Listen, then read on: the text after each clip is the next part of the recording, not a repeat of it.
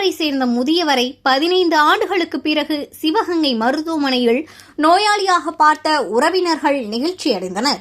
சிவகங்கை மாவட்டம் தேவக்கோட்டை பகுதியில் கீரை வியாபாரம் செய்து வந்த ராஜேந்திரன் என்ற முதியவர் கடந்த வாரம் திடீரென மயங்கி விழுந்தார்.